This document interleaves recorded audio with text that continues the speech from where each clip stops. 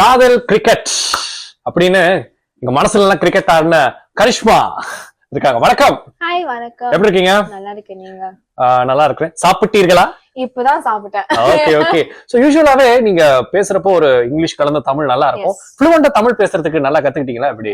இன்னும் கத்துக்க பண்றேன். I've been doing this for so long. எனக்கு இன்னும் அவ்வளோ வராது. Much better. Like 10 வருஷத்துக்கு முன்னாடி இப்போ வரைக்கும் much better. எனக்கு நல்லா ஞாபகம் இருக்கு. தல படம் வந்துச்சு, என்ன இருந்தால் படம். அப்ப நம்ம அனுஷ்காவோட இன்ட்ரோ சாங் மம்மம் மரகத மம்மம் மரகதன்ட்டு என்ன நம்ம இது வரைக்கும் கேட்காத வாய்ஸா இருக்கு. ஆண்ட்ரியா இல்ல யாரா இருக்கும்னப்போ அப்ப just went on Google Karishma அப்படின்னு வந்துச்சு. என்னடா அது இப்படி இருக்கிறப்போ அப்பதான் உங்களோட ஜேர்னி. அதுக்கப்புறம் தனி ஒரு மல்ல காதல் கிரிக்கெட் ஆப்வியஸா. சோ நீங்க தெலுங்கு சாங்ஸ் கூட கொஞ்சம் பண்ணிருக்கீங்கன்னு நினைக்கிறேன். ரெண்டு பாட்டு பாடி இருக்கீங்க. சோ இந்த ஹோல் இயர்ஸ் ஆஃப் ப்ராசஸ் எப்படி இருக்குது? It's amazing. ஏன்னா நான் சின்ன வயசுல ஆரம்பிச்சு like to be doing this sort of 12 வருஷமாச்சு like in this industry, and now like I was born in London. Okay. Family's from Sri Lanka, so I was also not like I was like an outsider for the industry, but they welcomed me very quickly. But language க்கு நீங்க outsider இல்ல, தமிழ்ல language. ஏன்னா வீட்ல நாங்க English பேசுவோம், தமிழ் தான் என் mother tongue. ஆனா தமிழ் பேச மாட்டீங்களா வீட்ல? Actually மெயினா நாங்க இங்கிலீஷ்ல தான் பேசுவோம்.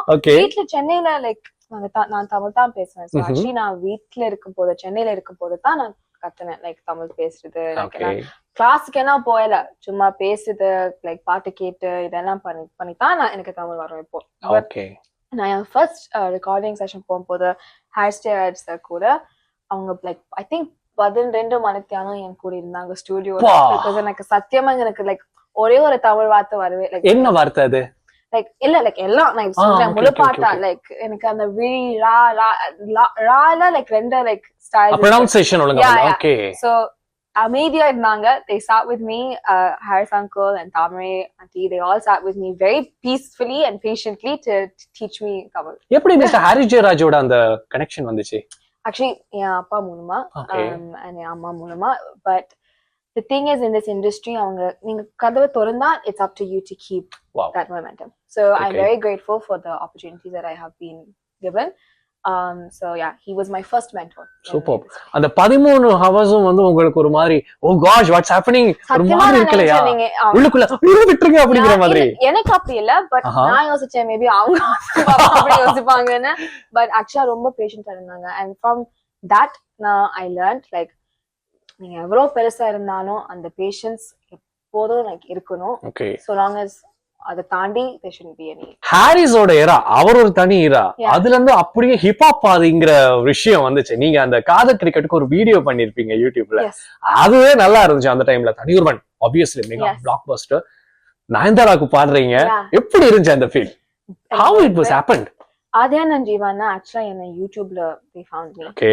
ஆக்சுவலா எங்க ஸ்ரீலங்கால படிக்கும் போது நான் ஒரு என்னோட நீ இருந்தா கவ போட்டேன் யூடியூப்ல. அத பார்த்து அவங்க கேட்டாங்க எனக்கு அந்த like that time to sing for ஆம்பள. பட் எனக்கு எக்ஸாம் இருந்தது, so I couldn't do it. so அது முடிச்சிட்டு the next project they gave me was for தனி ஒருவன்.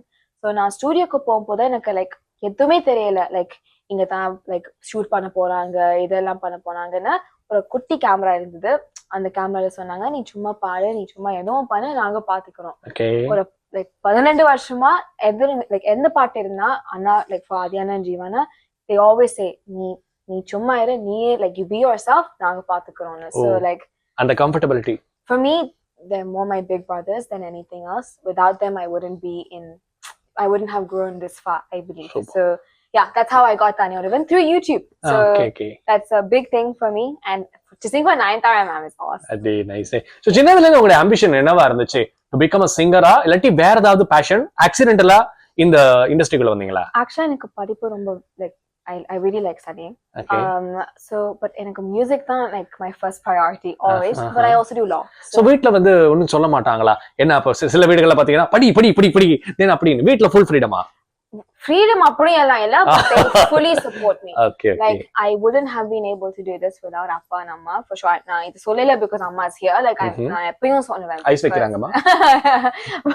நான் எப்பயும் அதான் சொல்லுவேன். like சொல்லுவாங்க நீ படி, like that's the main thing. படி, but நீ பாடு and பாடு basically. பாடு. Yeah, so ஏதோ லைக் அப்பா இஸ் வெரி மச் லைக் நீ பாடு, அம்மா இஸ் வெரி மச் நீ படி. ரெண்டு பேரும் அதுக்குள்ள வரமாட்டாங்க. But they support me to do both. So I do law, I sing. That's my law படிக்கிறீங்கன்றது இந்த காப்பிரைட்ஸ் இஷ்யூ பத்தி எல்லாம் தெரிஞ்சுக்கிறதுக்குன்னு ரீட் பண்ண ஆர்டிகல்ல. இப்பதான் ரொம்ப கஷ்டமான டாஸ்கே வரப்போகுது. கரிஷ்மாவோட ட்ரூ பொட்டன்ஷியல் என்னங்கறத பார்க்க போறோம். I'm going to play some songs. Okay, some interludes of songs. ஓகேவா? சாங்கோட இன்டர்லூட வச்சு இது என்ன பாட்டுங்கறத கண்டுபிடிக்கணும். Oh my god. ஈஸி, உங்களுக்கு ஈஸி. உங்களுக்கு எல்லாம் எப்படிங்கற மாதிரி. இது ரீசன்ட் பாட்டா பழைய பாட்டா? எல்லாமே இருக்குங்க. நீங்க ஹாரிஸ் சருக்கு பாடி இருக்கீங்களா? அப்ப அவர் பாட்டும் அதுல இருக்கு. சரி. ஓகேவா, பார்க்கலாமா? ஐயோ. இது எந்த பாட்டோட interlude? A very famous song of Haris. Jyothika ma'am நடிச்சிருப்பாங்க.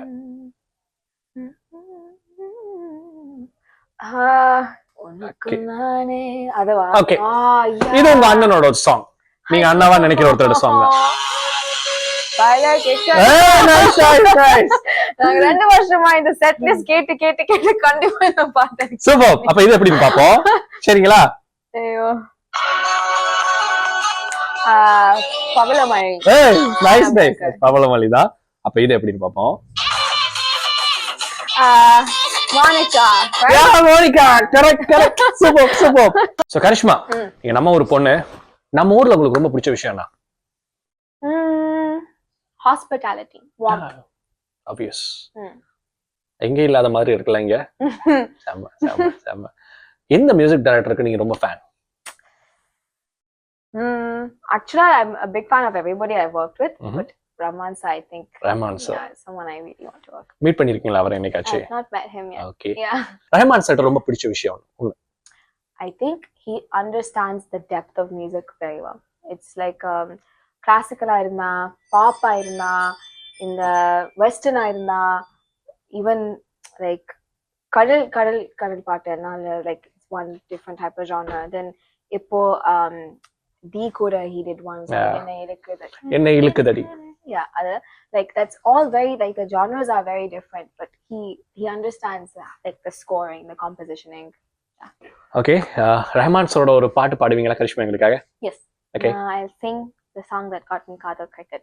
So என்னோடு நீருந்தால் உயிரோடு நான் இருப்பேன், என்னோடு நீருந்தால் உயிரோடு நான் இருப்பேன்.